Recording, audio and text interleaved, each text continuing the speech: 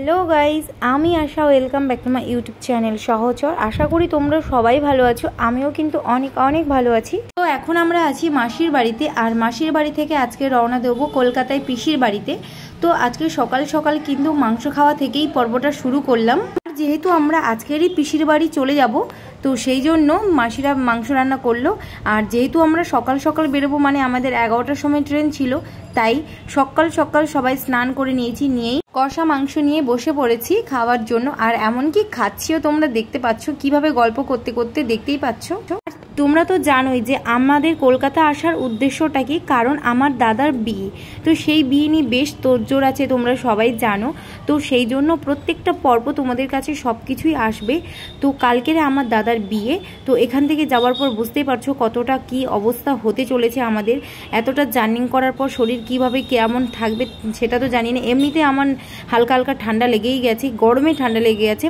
তো চলো তোমাদের সবটাই পর্ব দেখাবো, তোমরা সম্পূর্ণ সবটাই পর্ব দেখো, দেখলেই বুঝতে পারবে। তোমাদের আশা রাখছি ভালোও লাগবে, আর অনুরোধ করব পর্বটা প্রথম থেকে শেষ পর্যন্ত তোমরা দেখো। তো বন্ধুরা, জানো তো আমার কলকাতাতে এই বিয়েটা নিয়ে সেকেন্ড টাইম।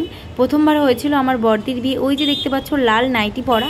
আর সেকেন্ডবার হবে আমার এই বর্দার বিয়ে এই কলকাতাতে। তো সেটা নিয়ে আমি খুবই এক্সাইটেড, তো মনের মধ্যে খুবই আনন্দ।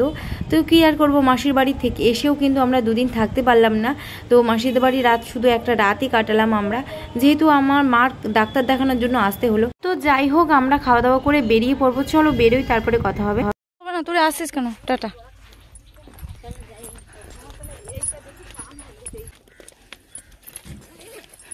মাথায় রাখবেন খেয়ে দেখি লবণ একটাই। বাবু আম নিচ্ছে না, তাই ছোলাটা ভালো। বিল লবণ কম হলে বিল লবণ আমার কাছে ঠিক আছে। হ্যাঁ, একটা সব মিলে সবার গালে। বাবু আম নিচ্ছে, বাবু আম নিচ্ছে। ওই যে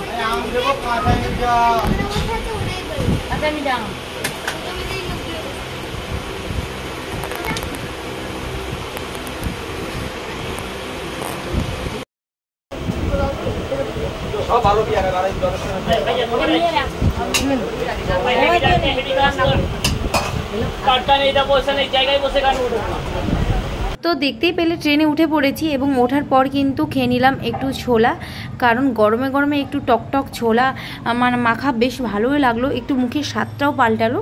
তারপরে একটু কাটা পেয়ারা খেয়েছিলাম লবণ মাখিয়ে, আর এখন না একটু কাঁচা আম খাচ্ছি।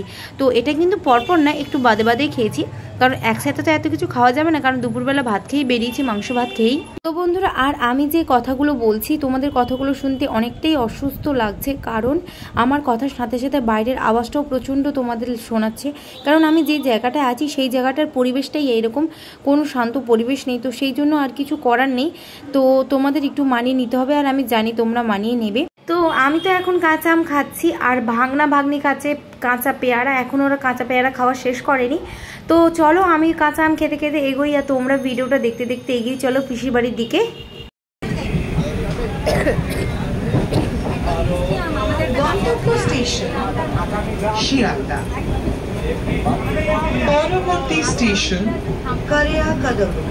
তো বন্ধুরা, আমরা ট্রেনটা চেঞ্জ করেছি, আলাদা আর একটা ট্রেনে উঠলাম।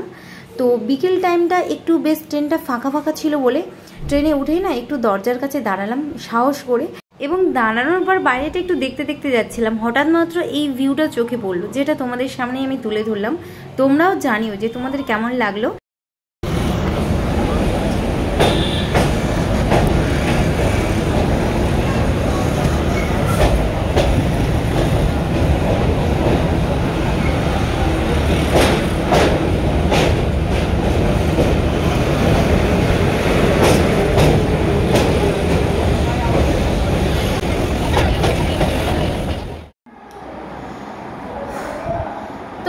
ফাইনালি পিসির বাড়ি চলে এসেছি।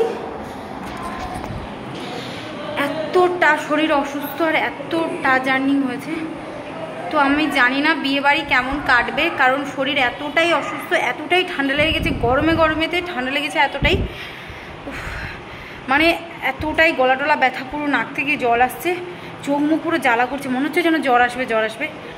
তো এত আনন্দ জানি না কি হবে। তো তো অবশেষে আসলাম পিসির বাড়িতে। এখন জামা টামা চেঞ্জ করবো, একটু রেস্ট নেব, খাওয়া দাওয়া করবো, তারপরে তোমাদের সাথে কথা বলছি পরে। চলো একটু রেস্ট নিয়ে বিকেলবেলা, তো এখন সন্ধে হয়েই গেছে, তো দিদি এখন একটু রেস্ট নিচ্ছে শুয়ে, কারণ সবারই খুব জার্নি হয়েছে, প্রচণ্ড জার্নি।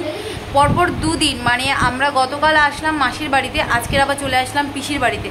তো আমাদের সেই সুন্দরবন থেকে কলকাতা, তারা গিয়েছিলাম বারাসাতে, তারপর ওখান থেকে আবার কলকাতা। তো অনেকটাই জার্নি হয়েছে, জার্নিংয়ের জন্য সবারই শরীর অসুস্থ। আমার তো পুরো একদম নাক থেকে জল গড়াচ্ছে, দিদিরও শরীরটা অসুস্থ হয়ে পড়েছে। আজকের পিসিদের বাড়ির এখানে বাসন্তী পুজো হচ্ছে, তো এখানে এখনও বাসন্তী পুজো চলছে, তো মেলা চলছে, আজকে যাব, লাস্ট মেলা আছে, তো সবাই তার জন্য তোড়জোড় করছে, একটু সবাই রেডি হচ্ছে। এই বেরোবো 8টা 9টা, 8টা সাড়ে 8টার দিকে বেরোবো, 9টার মধ্যেই বেরোবো।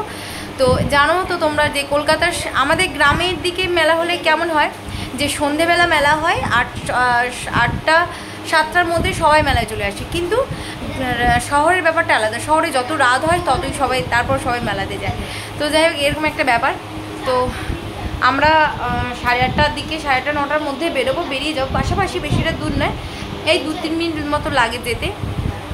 তো ওখানে একটু যাবো, একটু ঘোরাঘুরি করব, তারপরে বাড়ি আসবো। আর এরপর থেকে তোমরা কন্টিনিউ প্রত্যেকটা পর্ব দেখতে পাবে, কারণ দাদার বিয়েটা নিয়ে তোমাদের আমি আগে জানিয়েছিলাম, তার গায়ে হলুদ, তো মানে বিয়ে যেটা হয় একেবারে।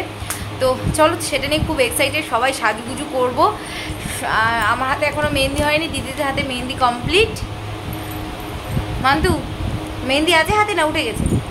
কই দেখি, ফোনে দেখো, বসো বসো, দেখো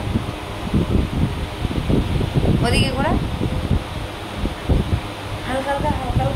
হালকা হালকা হয়ে গেছে, কারণ এগুলো সব আমি মাসির বাড়ি ছিলাম গতদিন, তো ওইখানে ওই দিন করেছিলাম।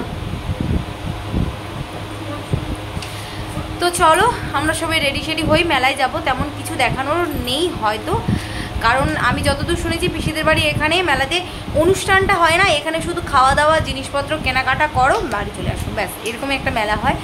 তো মানে এই বাসন্তী পুজোতে। তো চলো দেখা যাক কতদূর কী হয়, তোমাদের সবটা দেখাবো।